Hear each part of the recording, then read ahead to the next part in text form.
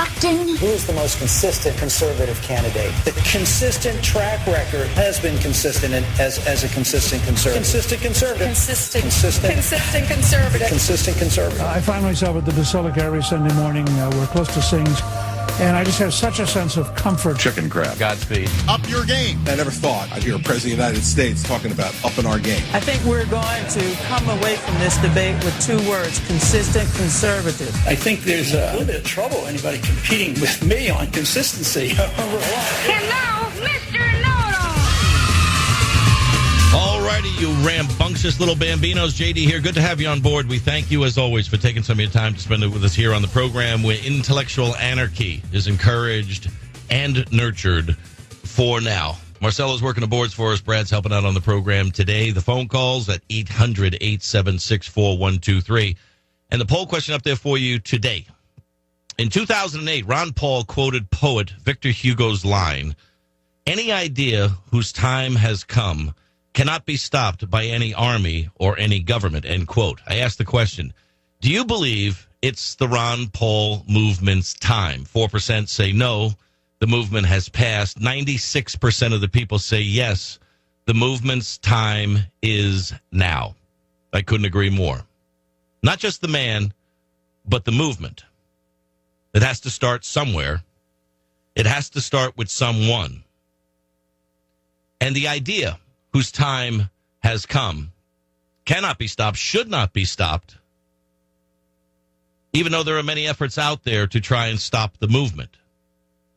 After much reflection, research, debate,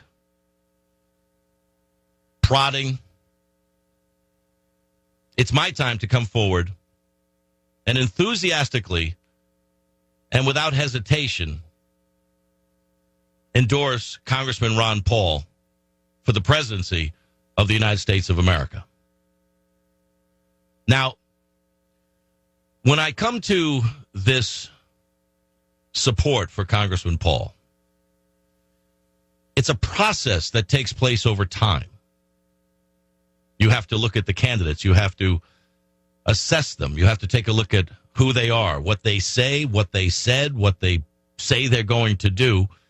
And you have to put all of that on the table and take a look at all of those elements. And those then become the guideposts that get you to the place where you say, it's a logical conclusion that I would endorse Congressman Paul for president. J.C. Watts, the former congressman from Oklahoma, the Republican, had a great explanation of how he decided to be a Republican, to endorse the Republican Party. He said, I looked at my family, I looked at my father, I looked at my life, I looked at my wife, I looked at my kids. I looked at the things that make me get out of bed in the morning, the things that I'm willing to fight for, the beliefs that I have, the things that resonate in my core,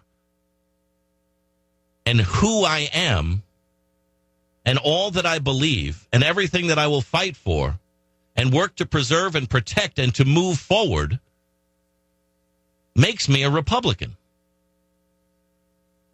And he contrasted it with the people that I was working with in Hollywood at the time, who, for whatever reason or reasons, decide that they're going to be Democrats because it's helpful to their career. Don't want to make the power brokers mad. Don't want to make the casting director mad. Don't want to make the producer or the director mad. That you might be mad enough to step outside that robotic compliance with I am a Democrat. And it was interesting to note all these rugged individualists that were coming to Hollywood. They were going to make their claim. They were going to let their name be known. I remember driving up Gower, the road, heading up to Sunset Gower Studios, and as you look up on the hill, there's the sign. Hollywood. And I said, I'm here. Now what am I going to do with it?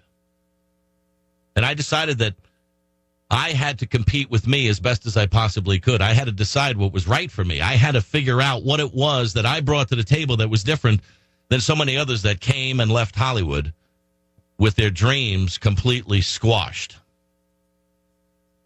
And I said, I have to be me. I can't compete with George Clooney or Bruce Willis, although some people would say that there seems to be somewhat of a comparison or resemblance, not at the bank. He looks way different at the bank than I do. But I have to be me. One of the things that I did when I got started in Hollywood is in going to some of these casting sessions or some of these setups that they have to try and help people get started when I had landed my series at Warner Brothers. I would tell these kids that would be sitting there, like kids, because I was probably an old man when I started anyway. I'm an older man now. But I would say, you know what, if you get 10 people together, ask them to write down what it is they think of you. Because this business is really about first impressions. And then it's the reinforcement of those first impressions. And when you're walking through the door, chances are 7 out of 10 people are going to have pretty much the same vibe about you. Ask those 10 people to write that down. And then take a look at what people say about you. And there'll be a consistency. There'll be a through line. There'll be something that defines you. If you like what they say, go with it. If you don't, change it. But what I saw was those people start to change to become something other than they were so that they could get along. And most of the people who changed to get along didn't get ahead. One of the things that I didn't change when I became an actor, and success could be however you describe it. I think being a national voiceover guy and being on a cover of TV Guide and having a series at Warner Brothers, Emmy-winning, I think that's kind of a good run. But I was always true to me. I was playing the best me that I could, although I have probably 110 episodes that some people would question whether or not I was able to pull that off or not. But I stayed true to me. And it happened to come along in 2000 that there was no Republican that was going to challenge the incumbent Democrat, Brad Sherman. And I said, I have to do that. I have to throw my hat in the ring. I was working on a movie in San Luis Obispo, and I said to the director, I need a couple of days off so I can go down and register to run for Congress. And he goes, we have a schedule. We can't do that. What, are you kidding me? I said, no, really, this is something I have to do. And PJ said to me, really that important? I go, yeah, it's really that important. So he gets back to me and he says, okay, we made a couple of schedule changes. Can you just get down for the day and come back the next night? And I said, I can do that. And as I'm walking out of his office, he says, you're a Democrat, right? I go, no, I'm a Republican. It didn't sit well with him. And it didn't sit well with the people in Hollywood that said, wait a minute, you're a Republican? You can't be a Republican. I said, why can't I be a Republican? They said, because I like you. And I was supposed to change my politics because it was more advantageous to me as a career. And after I ran for Congress, I walked away from a good-paying job, put a lot of my own money into the race and lost. Or as I like to say it, I took an old-fashioned political ass-kicking from the incumbent Democrat, Brad Sherman, who I've had on the program many times. I went back to those very same people that were there as my managers, my agents, my publicists, my attorneys. And as I went back to them, they were looking at me like there was something wrong with me. I was still the same guy that was on the cover of TV Guide. I was still the same guy that was on the cover of Entertainment. I was still the same guy that was on Access Hollywood. And I was still the same guy. But I dared to come out as a Republican in Hollywood. And it wasn't that I was on some official blacklist. It just became the land of the long, slow no. And I saw the handwriting on the wall. And I realized that my time in Hollywood had come and gone. So in a certain way, the industry, Hollywood, lost me. But I didn't lose me. I kept me. And I realized that I didn't fit there. Staying true to what it is that you have with your core beliefs. And I believe that the way this country is going, has been going, is not going well.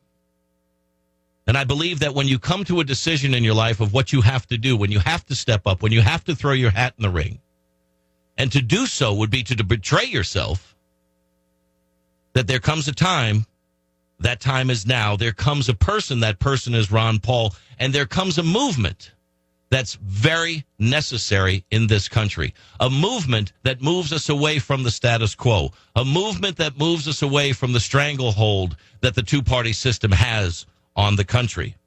A movement that moves us in a new direction. And it's not just the man, it's the movement. It's a movement that incorporates Republicans and Democrats and independents and Tea Party and Occupy Wall Street. It incorporates people that are tired of seeing the system being gamed. It incorporates people that just say, this isn't the way it's supposed to be. And it's time for people to say enough. It's time for people to move in a new direction.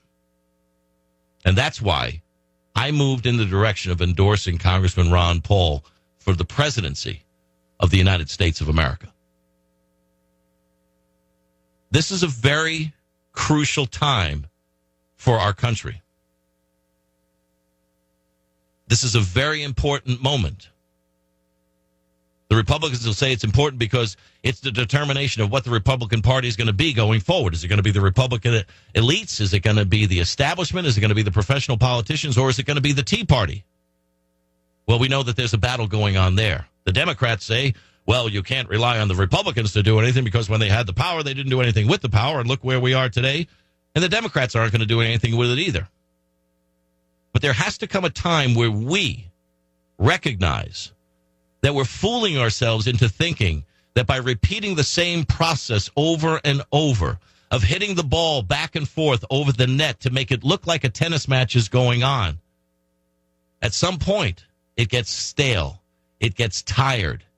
And I would have to think that if you take a look at the statistics, if you look at the data, if you look at the debt and the deficits and the generational bankruptcy, if you look at the collusion and the political patronage, if you look at all of those as something that's working to your detriment, that you no longer want to be a pawn on the chessboard, that you're no longer a data point, that you're no longer a tax-paying unit, as you are referred to by the former Treasury Secretary Henry Paulson, then it is time for you to take an assessment of where we are, who you are, and whether or not you're willing to be a part of a movement that just might do something to put this country back on the right track.